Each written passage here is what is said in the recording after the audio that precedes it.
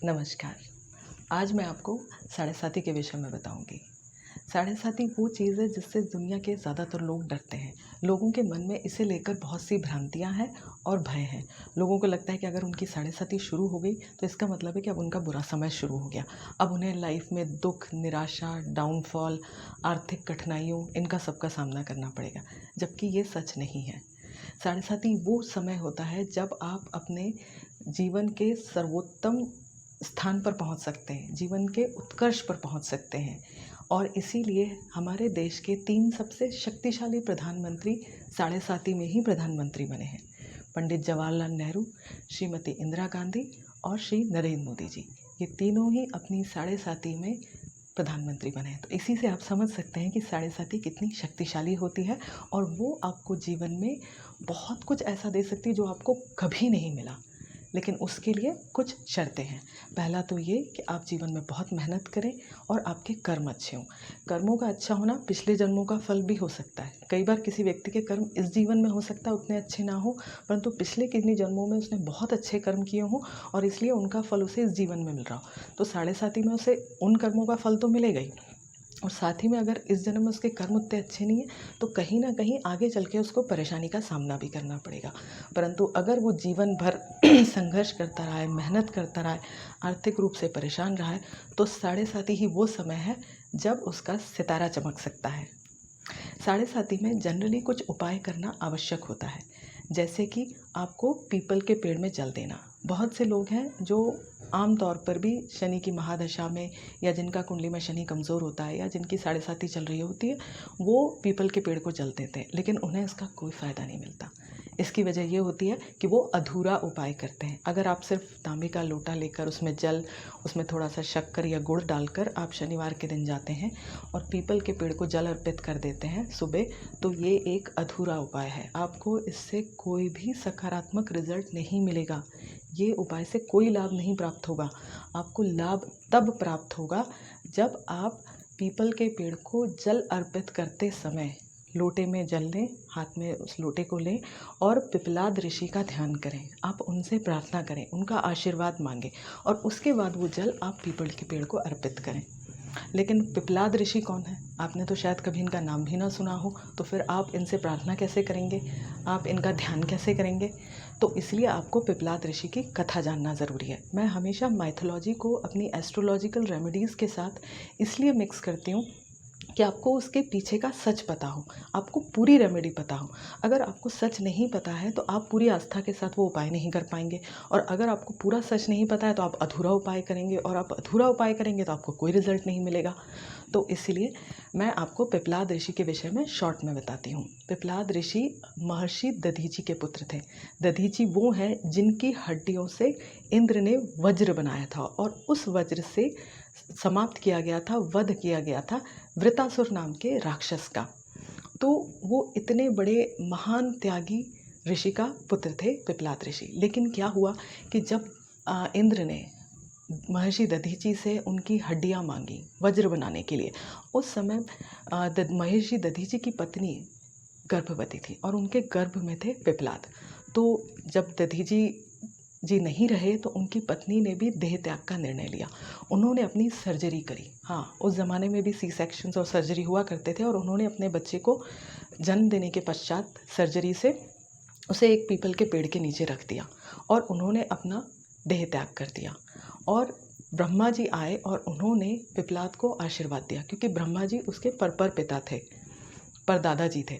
तो उन्होंने पिपलाद ऋषि को आशीर्वाद दिया और उनका नामकरण करा, उन्हें पिपलाद नाम दिया।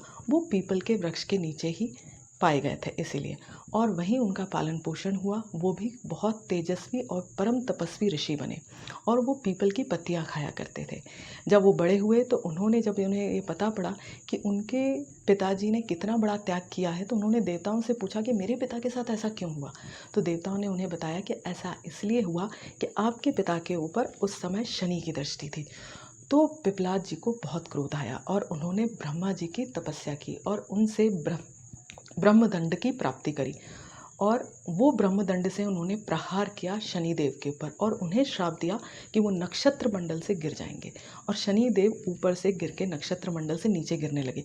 ये देखकर सभी देवता भयभीत हो गए और उन्होंने पिप्पलाद ऋषि से कहा कि गलती शनिदेव की नहीं है, वो तो न्यायाधीश हैं, उन्होंने तो सिर्फ न्याय किया है, इच्छा आपके पिता की स्वयं की थी, इसलिए शनिदेव को दंड मत दीजिए।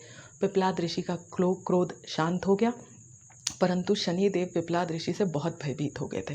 वो पिप्पलाद ऋषि के पास आए और उन्होंने उनसे कहा कि जो भी पीपल के वृक्ष पर आपका स्मरण कर, आपका ध्यान कर, आपका आशीर्वाद लेने के पश्चात मुझे जल चढ़ाएगा, मैं उसको पीड़ा से मुक्त करूँगा। और इसीलिए आपको, आपकी चाहे साढ़े साती हो या बिना साढ़े साती के भी, अगर आप पीपल के पेड़ को शनिवार के दिन सुबह 9 बजे के पहले तांबे के लोटे में शक्कर या गुड़ डालकर जल अर्पित करते हैं तो आपको पहले पिप्पलाद ऋषि का स्मरण करना है। और इसके साथ ही एक दूसरा उपाय भी जो साढ़े साती के लिए किया जाता है वो है शनिदेव को सरसों का तेल चढ़ाना। लेकिन बहुत से लोग शनिदेव को सरसों का तेल चढ़ाते, अगेन उन्हें कोई लाभ नहीं होता। उन्हें लगता है हम बरसों से चढ़ा रहे हैं और हमें अभी भी लगता है कि हम अपने प्रोफेशन में वो राइज नहीं कर रहे हैं, या जीवन में कुछ ना कुछ प्रोफेशनल परेशानियां हैं, आर्थिक कठिनाइयां हैं, काम बहुत डिले होते हैं। अगर शनि न्यायाधीश है तो वो हमारे साथ ऐसा क्यों कर रहे हैं? क्योंकि यहाँ भी वो उपाय अधूरा कर रहे होते हैं। लोगों को तो आमतौर पे ये पता ही नहीं होता कि शनि देव को सरसों का तेल क्यों चढ़ाया जाता है। तो आइए मैं बताती हूँ कि तेल किस वजह से चढ़ाया जाता है और किस प्रकार चढ़ाया जाना है कि आपको उससे पूरा लाभ प्राप्त हो। असल में शनि देव उन्हें परेशान नहीं करते हैं जो बजरंग बली के भक्त होते हैं, हनुमान जी के भक्त, और इसीलिए आमतौर पर लोगों को ये सलाह दी जाती है कि वह हनुमान चालीसा का पाठ करें। परंतु इसका क्या संबंध है शनिदेव को सरसों का तेल चढ़ाने से? ये दोनों चीज़ें आपस में पूरी तरह से मिली हुई हैं। तो पहली चीज़ तो मैं आपको बता दूं कि शनिदेव को हनुमान जी ने रावण की कैद से मुक्त कराया था। तो इसलिए शनिदेव, एक तो हनुमान जी के इस तरह से कहना चाहिए ना, उनके प्रति एहसानमंद है कि उनको उन्होंने मुक्ति दिलाई थी रावण की कैद से। परंतु इसके बाद भी शनिदेव ने हनुमान जी को बख्श नहीं दिया। जब हनुमान जी राम सेतु के बनने का कार्य जारी था और उसका पूरा अवलोकन कर रहे थे और मदद कर रहे थे, तभी शनिदेव उनके पास आए और बोले कि देव, अब आपके ऊपर मैं आने वाला हूँ। मतलब अब उनके ऊपर शनि की साढ़े साती या शनि का प्रभाव आने वाला है। तो हनुमान जी ने उनको बोला कि देखिए, अभी तो मैं भगवान राम के काम में बिजी हूँ, तो मैं राम काज कर रहा हूँ, तो आप अगर अभी ना आके मेरा एक बार ये काम पूर्ण हो जाए और फिर अगर आप मेरे ऊपर आएँ तो बहुत अच्छा रहेगा। पर शनिदेव ने उनसे कहा कि मैं ऐसा नहीं कर सकता, मेरा तो आने का समय है और मैं विधि के विधान को बदल नहीं सकता, तो मुझे तो आप पर आना ही होगा और आपको उससे कष्ट भी होगा। तो हनुमान जी ने कहा कि जैसी प्रभु राम की इच्छा, और शनिदेव उनके ऊपर आ गए। अब क्योंकि वो शनि जी का प्रभाव था तो हनुमान जी के कामों में बाधा तो पड़नी ही थी। तो हनुमान जी को जब लगा कि राम सेतु बनने के कार्य में बाधा पड़ सकती है शनिदेव की वजह से, तो उन्होंने उनको अपनी पूंछ में लपेट लिया, शनिदेव को, और उन्होंने अपना राम नाम का स्मरण करते हुए अपना काम जारी रखा। और वो क्या कर रहे थे, बड़े बड़े पत्थर लेकर आ रहे थे, पहाड़ तोड़ रहे थे, क्योंकि राम सेतु बनाने के लिए बड़ी बड़ी शिलाओं की, चट्टानों की ज़रूरत थी। तो वो चट्टानों में टक्कर मारते थे, उन्हें तोड़ते थे और वो वाकई लाके वहाँ रखते थे। अब जब हनुमान जी पर्वतों से टकराते थे और शिलाओं को तोड़ते थे तो उनकी पूंछ भी टकराती थी और शनिदेव को बहुत चोट लगती थी। अब हनुमान जी तो अपने काम में और भगवान राम के स्मरण में इतने व्यस्त रहे कि उन्हें शनिदेव की चीखें सुनाई न दी। शनिदेव घायल होते रहे, चीखते रहे, सुनाई न दिया।